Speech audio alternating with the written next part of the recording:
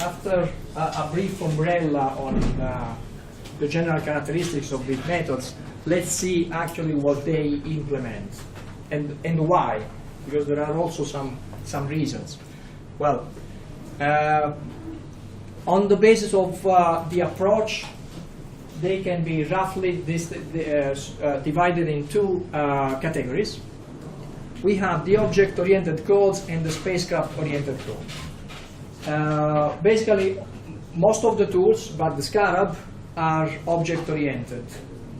That means basically that there are many assumptions, and main assumptions are, for example, the fact that they assume that at a certain altitude the spacecraft is divided into elements. So there is no physical reason for that.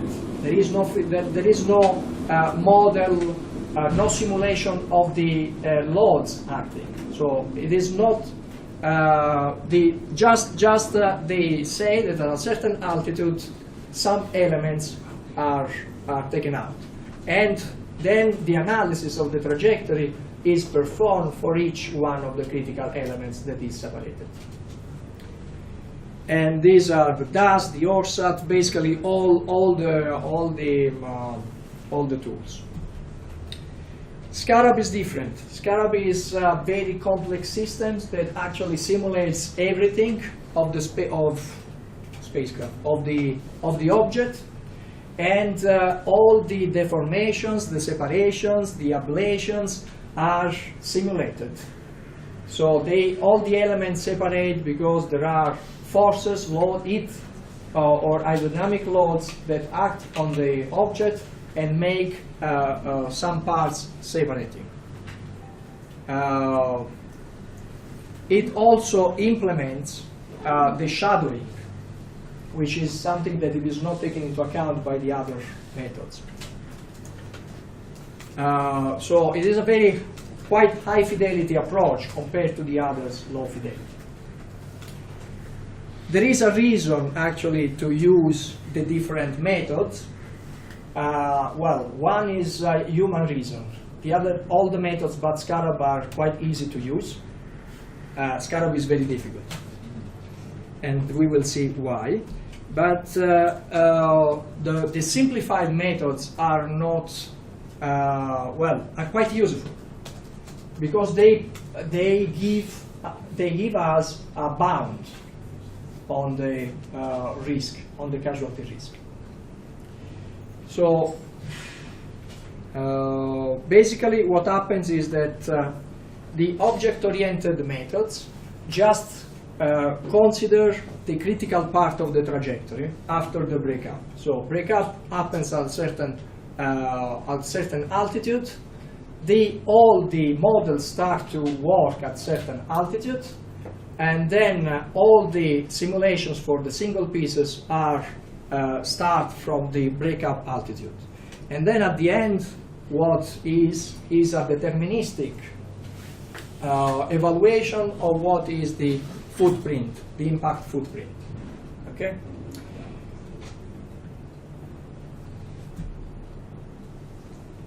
So I said these methods, the simplified methods, put a limit, actually put a higher limit on the risk.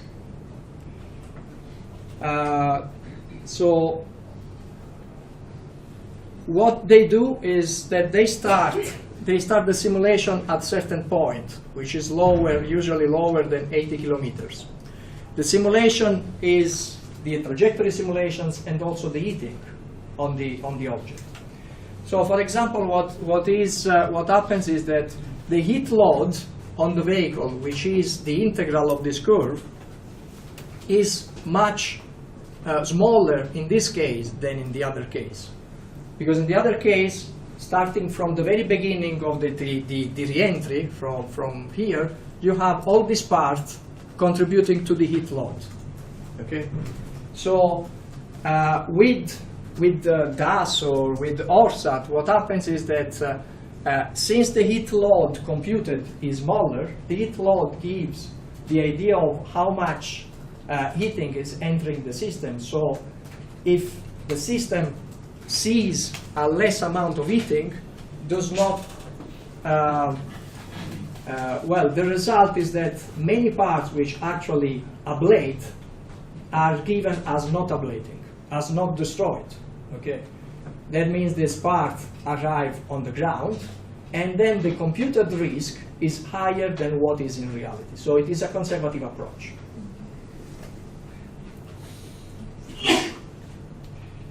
Which is basically what is summarized here. So actually it is specifically said in the NASA standard that DAS and ORSAT give a higher limit on the risk. They should be used, especially DAS, which is the easiest one, should be used to compute the risk.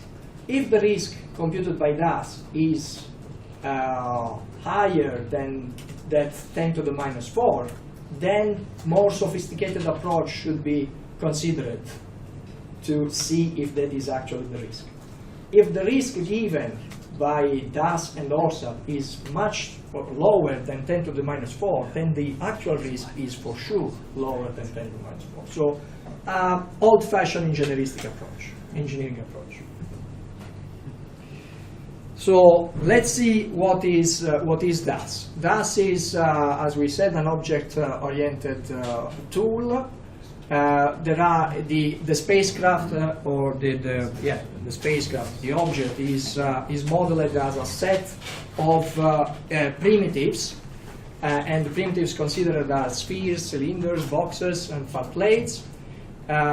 Each object has a shape, a mass, and a material, and for thermal analysis DAS uses what is called what is the easiest approach, so the lumped thermal mass model. Basically all the elements are considered having the same temperature.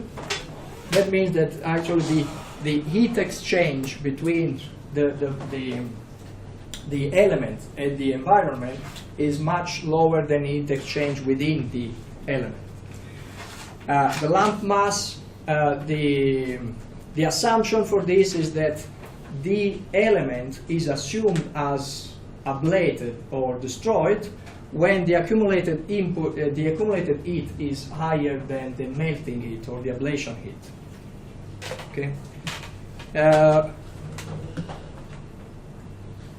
So a very conservative approach is due also to the fact that there is no partial melting.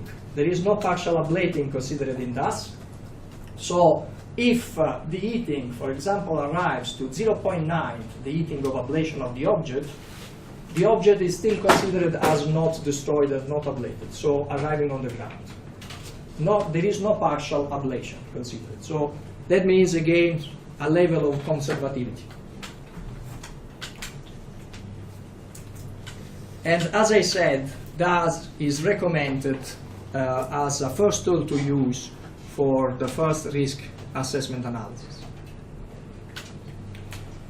ORSAT is a different tool, higher fidelity level, more complex, still object-oriented, started developed in 1993. There are the same kind of objects, primitives, and for each object there are different motions. So it is spheres, cylinders, and boxes are actually can be considered tumbling or spinning or not spinning. Also the thermal analysis is based on higher, well, it could be, it implements both the lumped mass approach or one-dimensional heat conduction. So actually this it doesn't consider the temperature uniform on all the vehicle, the element, and considers what is the partial melting of the object. So it is an improvement, less conservative but more realistic with respect to the DAS approach. Also, all the properties of the materials are more realistic with, and are dependent on the temperature as it should be.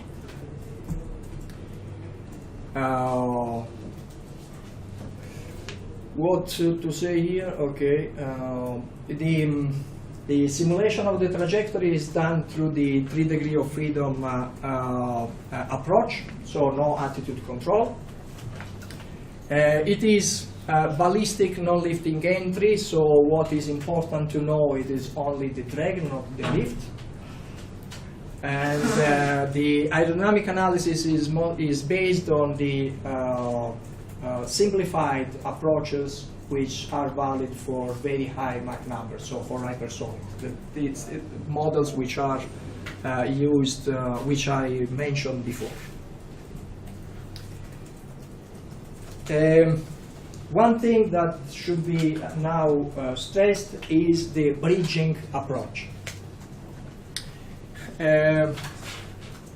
ORSAT, but actually all most of the tools distinguish between the 3 main regions: the continuum flow, the free molecular flow, and the transition flow. Now, what happens is that there are easy and valid approaches to compute aerodynamic loads, so CD, the drag in this case, and heat loads for the free stream condition and for the pure continuum condition. What is very difficult to simulate and actually can be done with the SMC, but it is very expensive, is the value of the CD, the drag coefficients, and the heat coefficients in the transition regime. So what is used is the bridging technique. The bridging technique means basically that we use the simplified approaches to find, for example, in this case, the drag coefficient in the free molecular flow, then another approach for the continuum flow, and then what we do is to bridge this, through the Knudsen number. So as you can see here, this bridging is done through that function there, which basically goes to 0 when Knudsen number is 10 to the minus 2, and goes to 1 when Knudsen number is 1. And then when we are in the more or less in the continuum, 10 to the minus 2 is more or less the continuum, we have that CD is the CD given by the relations valid in the continuum phase region, and when we are in the free molecular flow, basically that goes to 1, and we have this bridge. The aeroheating. The aeroheating is done through simplified semi-empirical approaches. For each shape, there is a function like this, which gives the heat flux. This is the easiest semi-empirical function that we can consider. Back in it was derived back in the late 50s. By matching or interpolating all the available data at the time. Okay, so the authors of the paper, what did was to recognize the influence of some of the parameters in the process, and so they used this. They recognized that what is important, what is so the heat flux. And we are talking about convective heat flux. The heat flux is a function of the radius of the nose. This is for spheres. Is a function of the density and is a function of the velocity. Then, considering this, they came up with this expression for the continuum flow that was matching all the available data at the time. And it is still quite well. It is quite good, used because it is very easy to implement, and it gives conservative values. So the heat flux given by this formula is always higher than what is actually. In the free molecular flow, we have another very easy formula, where the heat flux, the convective heat flux in that case, is just a function of the density and the free stream velocity, with thermal accommodation coefficient, which is around 0.9. Then, since this is valid for spherical stagnation point, there are some coefficients. There is some sort of cooking to use the values given by these tools for other shapes and motions. And for different shapes, there are different bridging techniques, because there are different formulas that are simplified formulas which are used. These formulas, for example, here there is a list taken from the paper of Lips and Fish. For the spheres, it is used a bridging in terms of Knudsen number. For cylinders, they consider the Stanton number as a function of the Knudsen number. And where the Stanton number is another dimensionless ratio between the heat transfer and the thermal capacity of the fluid. As will be given, will be described probably better by Piyush this afternoon.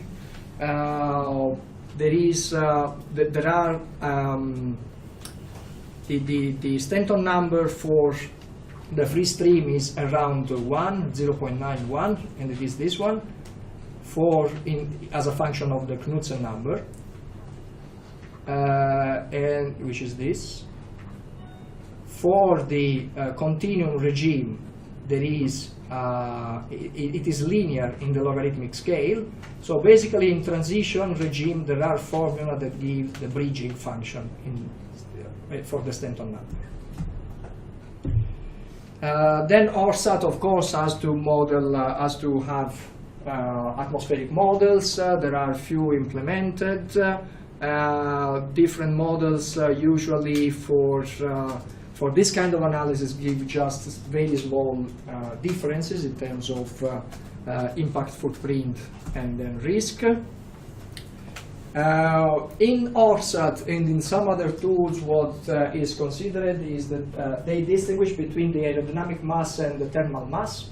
So the aerodynamic mass is actually the mass which is considered for the trajectory simulation. The thermal mass is the mass of the shielding part, that is the part that is actually affected by the heating. So when the thermal mass is and the thermal mass is what is used for the thermal analysis.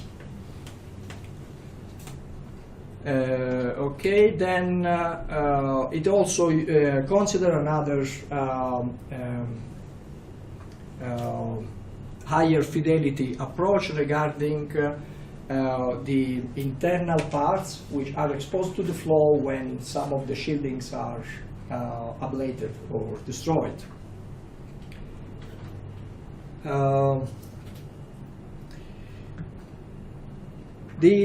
Now there are some upgrades. Upgrades regards other algorithms for the heating prediction, different and more sophisticated models for heat conduction and heat analysis. And also what they implement are drag coefficients for low Mach numbers.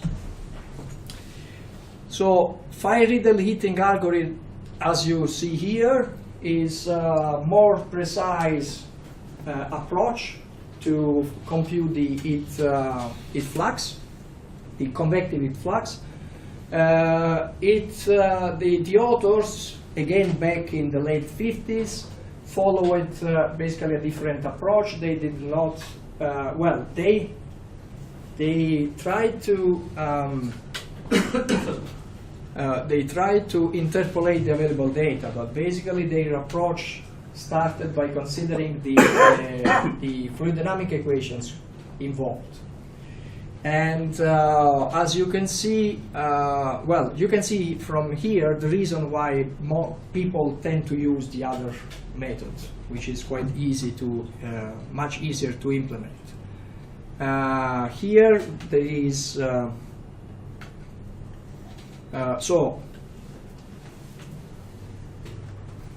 for different values of the exponent alpha, just remember this, then I will explain why. For different values of the exponent alpha, we have different formulas which are valid for equilibrium boundary layer and for frozen boundary layer with full caloritic case. Here is the, well, description of what are the variables. So it is no more just a function of the free stream density, free stream velocity, and the radius.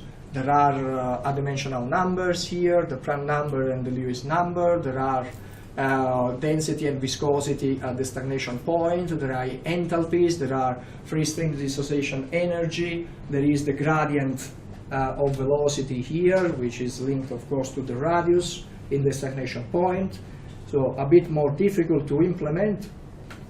And so these are the explanation, just not important, I cannot detail at the moment. If we remove one term here, we have another case, another formula which is valid for frozen boundary layer with non-catalytic wall. Now let's talk about, let me explain in the last few minutes what are those three cases. So this is, as was explained, we are talking about hypersonic flows, very high heat, chemical reactions appearing. Chemical reactions which have a finite time to react. And if actually this, if tau f is the fluid motion time scale and tau c is the time scale of the chemical reactions, what we can see is that if the time scale is of the chemical reaction is very small compared to the fluid time scale, what we have is that the fluid is chemically reacting is in equilibrium, because the chemical reactions happen and are concluded, are finished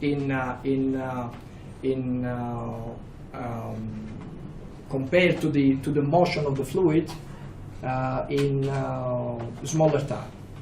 So that basically the chemical state adjusts immediately to the changes in the flow. So the chemical reactions are not function of the time. Basically, this is not, well, for high temperatures and high speed, this is basically not true. There is always the chemical, the fluid is always in chemical non-equilibrium. But in order to study and to simulate or to simplify, sometimes there is the simplifications to consider the gas as frozen. Frozen means that the time scale of chemical reactions is huge compared to the time scale of the flow. So, and the chemical state of the flow does not adjust to the changes in the flow. Okay. These are extremes. And for example, if the parameter that we've seen before is even here for the boundary layer and for the recombination, we have that the equilibrium is for very high values, frozen flow is for 0, basically. What we consider is the fact that when we want to compute the convective heat transfer, we need to consider also the interaction between the flow, the chemical reactions, and the wall. The wall could catalyze the recombination of the elements, or could not catalyze. What happens is that we have 3 different points. We have, for example, when the fluid is in equilibrium, and which is here, when the fluid is frozen but the wall is totally non-catalytic, so it is not contributed to the recombination of the elements, or it is fully catalytic, so it is actually helping to the recombination. As you can see, what changes is when we are in the reality is always here. So what people do basically is to simulate those 3 points, and then in some way extract from those 3 points the information for the case. If we want to have the convective heat transfer, we can see basically that it is always between these 2 values here. With this, that could be 50% of the value when we have frozen boundary layer, frozen flow with fully catalytic wall. And that is useful because in generalistic terms it gives again some bounds, upper and lower bounds. The truth is always between here, between these 2 values. And this is why there are 3 main formulas for the heating, for the Rey-Fardel heating. All these 3 values give a different value, which is giving the bounds of what is happening in reality. Okay? So if you use case 2 and case 3, you can actually have the higher and lower bound of the heating for that particular case. And it is here. And tomorrow we'll finish describing basically Scarab and Sesam, and with talking about the asteroids, but using a totally different approach, describing the modules, the approaches that are currently used, which are not basically developed in the aerospace area, but in a totally different area. Thanks. Thank you.